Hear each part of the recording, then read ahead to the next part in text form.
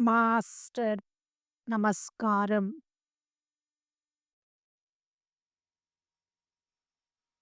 Savitri consciousness.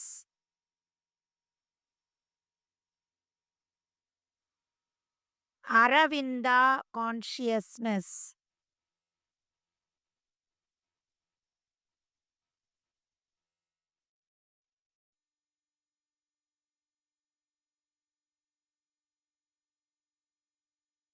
Lead me through knowledge to bliss.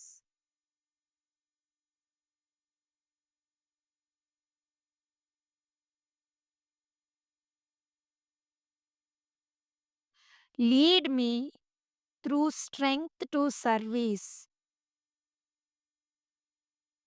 Lead me through sympathy to realisation.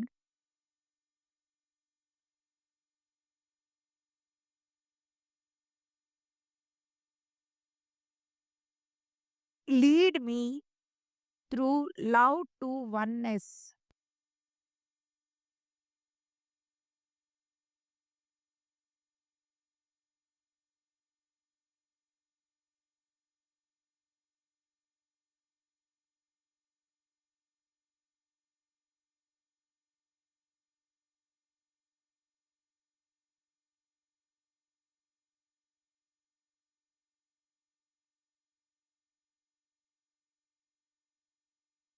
Let us meditate on the most auspicious form of Savitri, on the light of the Supreme, which shall illumine us with the truth.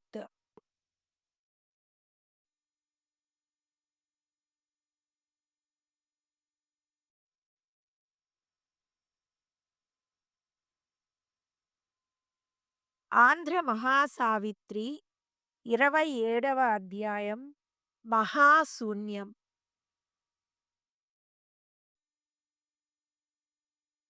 మహారణ్యం మధ్యలో సావిత్రి ఒంటరిగా సత్యవంతుని తల ఒడిలో పెట్టుకుని సామాన్య స్త్రీ వలె కొంతసేపు రోదించింది. అంతలో ఒక తేజస్సు ఆమెలో జొరబడినట్లు వివేకం తట్టి లేపింది. ఆమె సహస్రార కేంద్రంలో స్పందన కలిగింది. తనలో సహస్రదళ పద్మం వికసించినట్టయింది. కుండలిని శక్తి సహస్రారాన్ని చేరింది. మృత్యువును ధిక్కరించగల సాహసం కలిగింది. తన ప్రక్కనే మృత్యువును భర్త శరీరాన్ని చూచింది.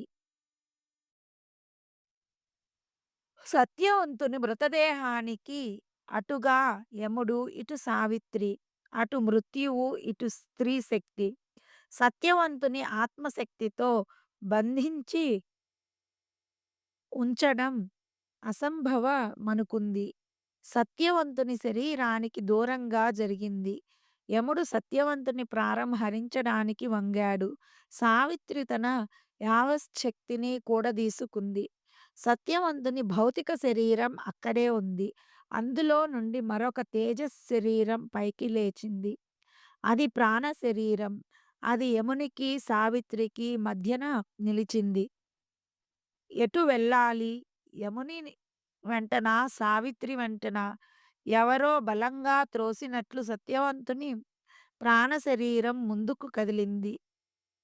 దాని వెనుక యముడు, అతని వెనుక సావిత్రి మాటా పలుకు లేకుండా ముగ్గురూ కదిలారు. సావిత్రి సత్యవంతుని వెంబ వెంబన్ వెంటుండి నడిచింది. భయంకర శూన్యాలలోకి నడిచింది. కొంతసేపు భౌతిక భావాలు ఆమెను వదలలేదు. భూలోకపు సరిహద్దులు చేరారు. ఆ పైన మృత్యువు, సత్యవంతుని ప్రాణశరీరం తనకు కనిపించకుండా పోయాయి. ఆమె ఆత్మ శరీరంతో పయనించసాగింది. మృత్యువు వెనుతిరిగి చూచింది. తను వెంట సావిత్రి ఆత్మ శరీరిగా వస్తున్నది. పైలోకాలలో ప్రవేశం నిషిద్ధం అని మృత్యువు హెచ్చరించింది. సావిత్రి యముని హెచ్చరికను లక్ష్యపెట్టలేదు. మహారణ్యం మధ్యన సావిత్రి ఒంటరిగా మిగిలింది. చుట్టూ అంధకారం. శూన్యమైన ఆమె మనస్సు నిండా సత్యవంతుని స్మృతులు. తన నష్టం గురించిన ఆలోచన లేదు. విచారణ లేదు. కరడుగట్టిన వేదనను కన్నీటితో కడగలేదు. మృత్యుదేవతను సైతం నిందించదలచలేదు. తాను ప్రేమించిన సత్యవంతుని శరీరం ప్రక్కన కొంతసేపు నిశ్చలంగా ఉన్నది. సావిత్రి సత్యవంతునితో సహగమనం చేసిందా అన్న భ్రమ కలిగింది. అంతలో ఆమెలో స్పందన, చైతన్యం, మానవత్వం కదలాడాయి. ప్రాణం పోయిన సత్యవంతునిలో ఇంకా ఏదో ఉన్నదనిపించి ఒకసారి గుండెకు హత్తుకున్నది. తమ ఏకత్వాన్ని రక్షించుకోవాలని, అతని ఆత్మను ఇంకా ఆ శరీరంలో పట్టి ఉంచాలని ప్రయత్నం. ఒ అకస్మాత్తుగా ఆమెలో చైతన్యం కలిగింది. అది అందరిలో ఎప్పుడో కలుగుతుంది.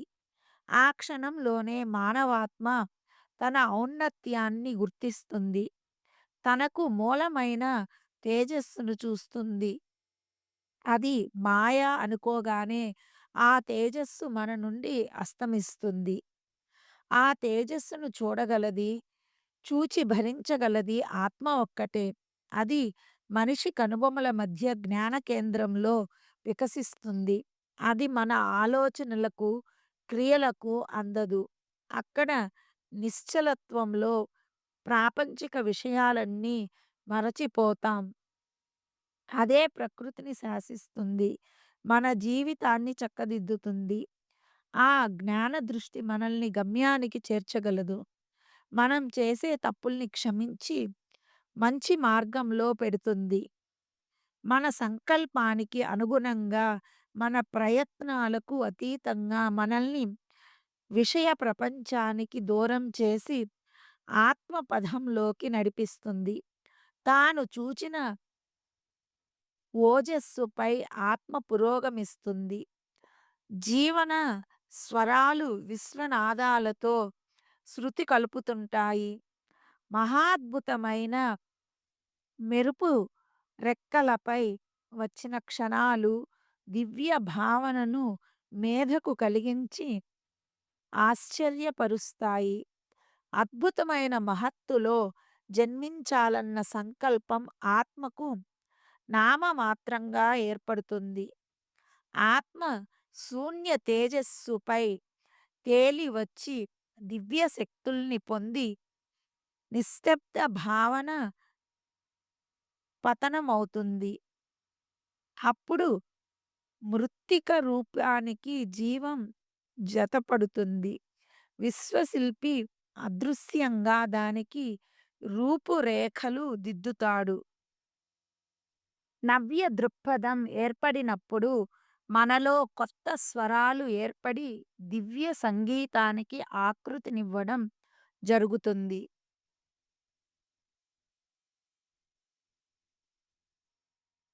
ఇవి అవి అని చెప్పరాని దివ్య స్పందన లేవో కలుగుతాయి.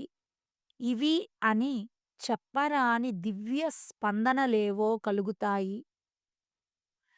దివ్య స్పర్శ వల్ల కలిగిన స్పందనలు ప్రశాంత స్థితికి దోహదం చేస్తాయి. ఏకాంతంలోనే పారవస్యం అనుభూతమవుతుంది. సావిత్రికి క్షణంలో ఆ స్థితి ఏర్పడ్డది. మనిషి ఆలోచనకు అందని, కంటికి కనిపించని అనేకానేక విషయాలు ఆమెకు అవగతమైనాయి. ప్రకృతిని నడిపిస్తున్న దివ్యశక్తులు గ్రహగోళాల నుండి కాంతి తరంగాలుగా భూమికి చేరుకున్నాయి. ఆమె ఆత్మ మహాగ్ని కీలగా మారి ఆకాశం ఎత్తుకు ఎగసింది.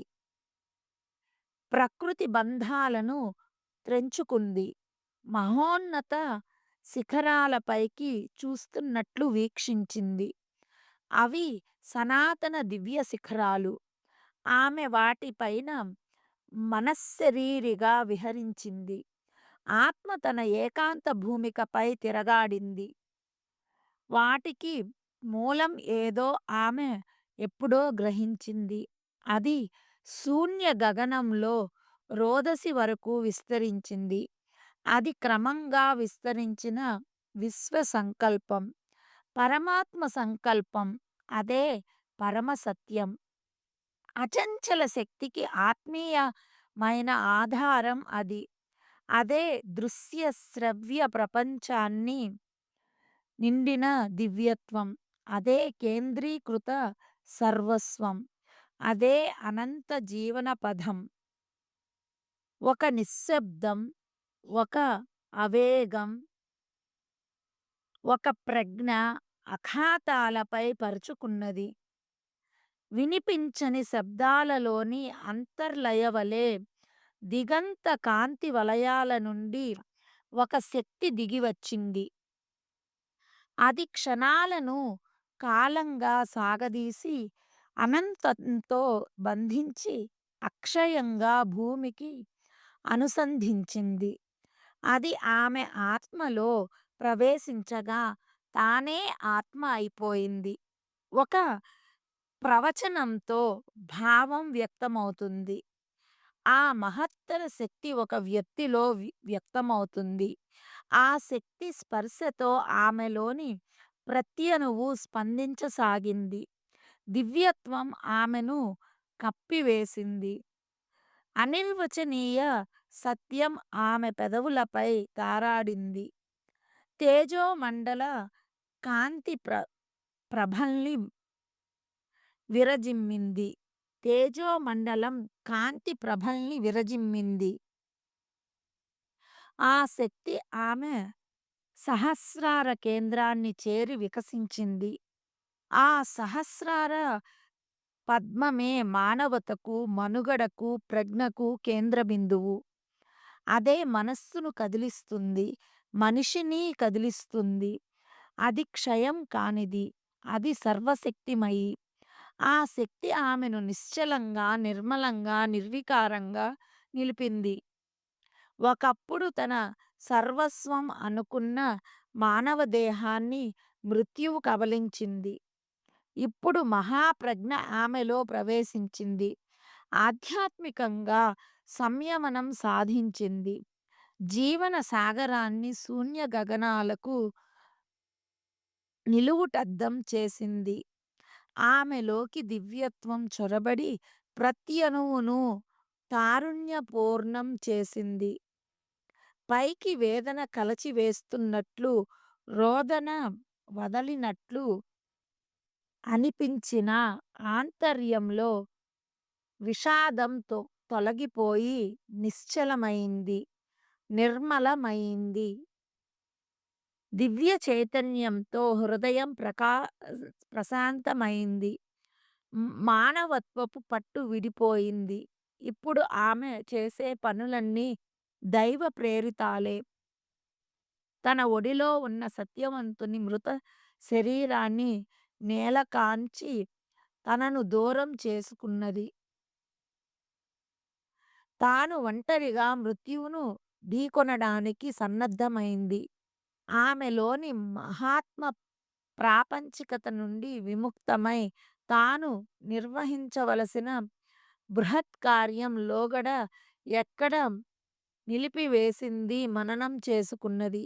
మనస్సు అంతా గ్రహిస్తూనే పరిక్రమిస్తుంది. వక్రగతులు, విచిత్ర ప్రవృత్తులు సహజంగా ఏర్పడుతుంటాయి. ఎవరైనా మానవ స్వభావాన్ని ఆమోదించక తప్పదు. అవసాన దశలో వానిని అతిక్రమించక తప్పదు. అధిగమించడానికి స్వతంత్రం అవసరం. భగవదనుగ్రహం అవసరం. క్షణకాలం ఆమె నిశ్చలంగా ఉంది. తన చెంతనున్న సత్యవంతుని మృతదేహాన్ని పరిశీలించింది. గాలి హోరును తట్టుకొని తలెత్తిన మహావృక్షం వలె ఆమె గంభీరంగా లేచి నిలబడ్డది. ఒక మహాశక్తి తన ఎదుట నిలిచినట్లయింది. సర్వ ప్రాణికోటికి ప్రాణదానం పెట్టగల మహాశక్తి కదలినట్లయింది. సమస్త లయకారుల దైన్యం భయంకర రూపం దాల్చింది. ఆ మూర్తి పెదవులపై విషాదం తాండవిస్తున్నది. అది వినాశం తప్ప మరొక పదాన్ని ఉచ్చరించదు. ఆ ముఖ కవళికలో అనంత నిశీధం,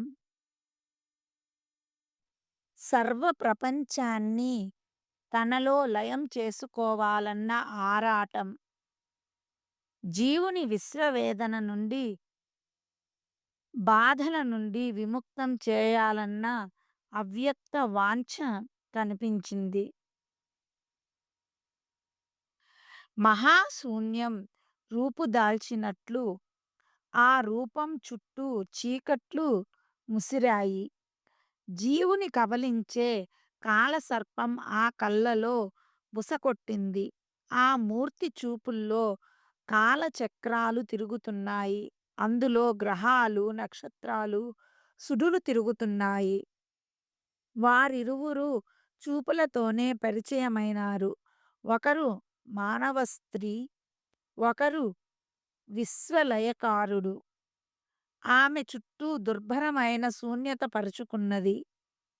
అది ఆమెను చుట్టివేసింది. అనేక అమానుష శక్తులు ఆమెను సమీపించాయి. అవి అనంత శూన్యాలు. అన్నీ ఆశలను వదిలినట్లు ఆమెపై నిర్జీవ దృక్కుల్ని సారించాయి. అధోలోకాలన్నీ ఏకమై ఎలుగెత్తి అరచినట్లు ఒక భయంకర స్వరం విషాదపూర్ణంగా ఆమెకు వినిపించింది. అది మృత్యు స్వరరవలి. మానవి, నీ పట్టు వదిలిపెట్టు. నీవు ప్రకృతికి బానిసవు. పట్టుదల వద్దు. మారని ప్రకృతి ధర్మంలో మారే పరికరం నీవు. నా శాసనాన్ని ధిక్కరించకు. ఏడ్చి ఏడ్చి అతనిని మరచిపో. నీ అనురాగానికి సమాధి కట్టు. ఒకప్పుడు అతని దేహాన్ని ప్రేమించావు. నిజమే. ఇప్పుడు ఆ శరీరం నిర్జీవం. వెళ్ళిపో. ప్రపంచంలో నీ బ్రతుకు నీవు బ్రతుకు. కాలుని బెదిరింపుకు సావిత్రి ఉలకలేదు, పలకలేదు. మానస వీణా తంత్రుల్ని శృతి చేసుకున్నది.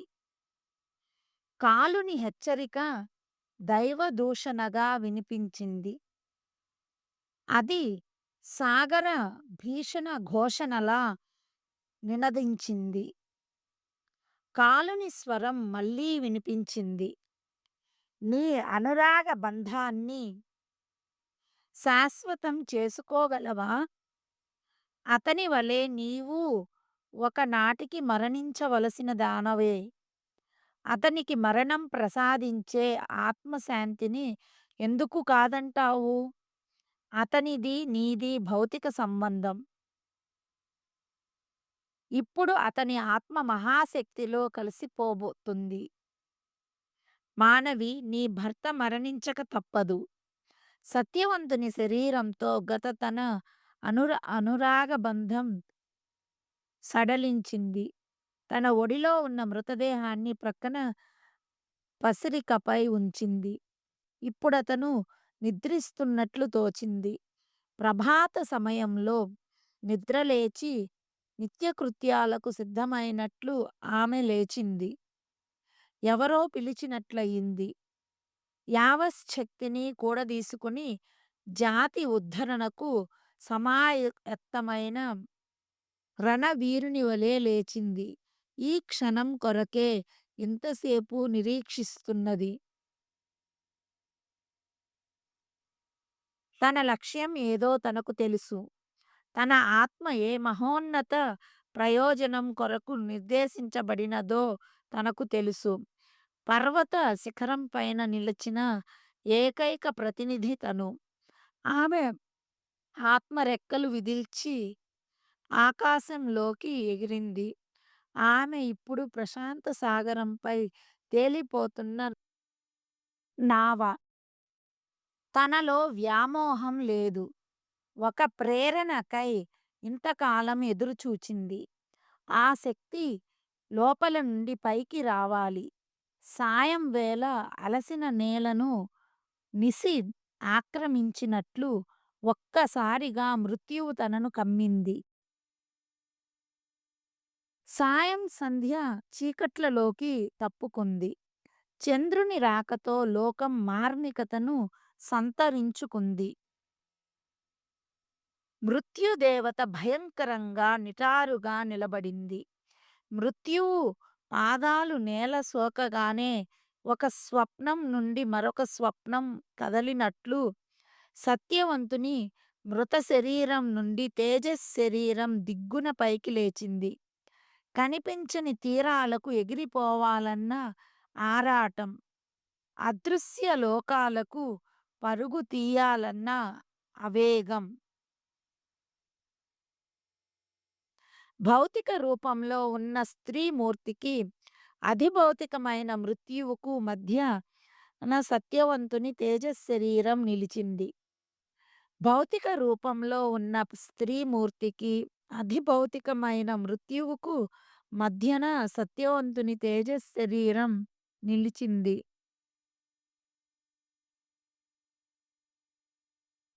మరణించిన వ్యక్తి మహా తేజస్సుతో అక్కడ అవతరించాడా అనిపించింది. ఆ కాంతి శరీరానికి ఈ ప్రపంచంలో విలువ లేదు.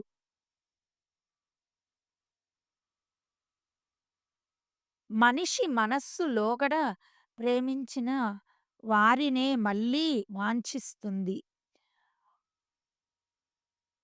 అస్వాభావిక విషయాలను కోరుతుంది. తను ప్రేమించినదే అయినా మృతదేహాన్ని మనస్సు వాంఛించదు. మనిషి శవాన్ని ప్రేమించడు. తేజస్సును మనిషి భరించలేడు. కాంతిని, క్రాంతిని అతిగా మనిషి భరించలేడు. ఈ భూమిపైన జరిగే సృష్టిని మాత్రమే మనస్సు భరిస్తుంది. ప్రాపంచికమైన సుఖాలను, అనుభవాలను మనిషి కోరతాడు. దివ్యత్వాన్ని మన ఇంద్రియాలు పూర్తిగా భరించలేవు. ఒక్క ఆత్మ మాత్రమే మరొక ఆత్మను భరించగలదు, ప్రేమించగలదు, గ్రహించగలదు. ఎంతకాలమైనా ఒక హృదయం తను ప్రేమించే హృదయాన్ని గుర్తిస్తుంది. ఎంతకాలమైనా ఒక హృదయం తను ప్రేమించే హృదయాన్ని గుర్తిస్తుంది. ఇహపర లోకాల మధ్యన సత్యవంతుని తేజశరీరం నిలిచింది. ఏదో విచిత్ర సంఘటన జరగనున్న సూచన. పరమాత్మ ఆజ్ఞ కొరకు నిరీక్షణ. భౌతిక ప్రపంచంలో 3 శక్తులు ఒక్కచోట సమావేశమైనాయి. మానవ రూపధారణ చేసిన వారి శక్తులు భౌతికం కాదు. ప్రతి ఒక్కరికి రెండేసి శక్తులుంటాయి.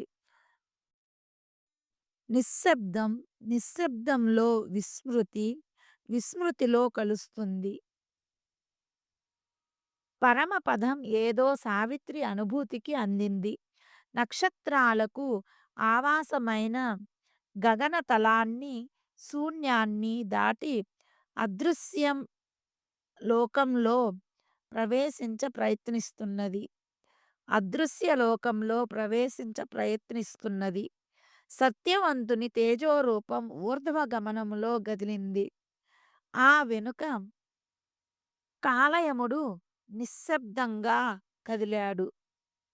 ప్రశాంత సీమలలో పశువుల కాపరి వెంట పశువులు నడిచినట్లు యముని వెన్నంటి సావిత్రి రూపం నడక సాగింది చింది.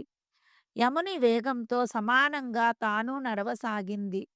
ఆమె దృష్టిలో ఉన్నది యముడు కాదు, తన ప్రియసఖుడు సత్యవంతుడు. అతనిని దృష్టిలో ఉంచుకొని వెన్నంటే నడుస్తోంది. అతని అడుగులలో తను అడుగులు వేస్తున్నది. ముగ్గురు ఈ లోకాన్ని దాటి శూన్యసీమలు చేరుకున్నారు. ముందు మహాంధకార మహారణ్యాలలో పయనించారు. అక్కడ భూమి పైన నడిచినట్లు లేదు.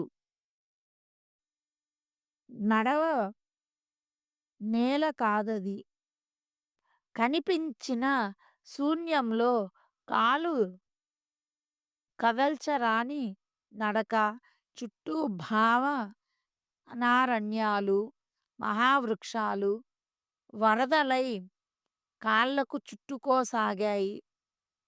దట్టమైన లతలు, తీగలు కాళ్ళకు చుట్టుకుని కదలనీయడం లేదు. ఎటు చూచినా చిత్ర విచిత్ర స్వరాలు, భయంకర ఘోషలు. ఆకుల చాటున దాగిన మార్మిక సౌందర్యాలు ఆమెను చుట్టుముట్టి ముందుకు కదలనీయడం లేదు. అవి పోను పోను ప్రతికూల శబ్దాలుగా మారసాగాయి. ఎంతో కాలం తను ప్రేమగా పోషించుకున్న శరీరం ఇప్పుడు భారంగా ఉంది. నిష్ప్రయోజనం అనిపించింది. అశరీరం ఇది కాదు. దానికిది ఛాయ మాత్రమే.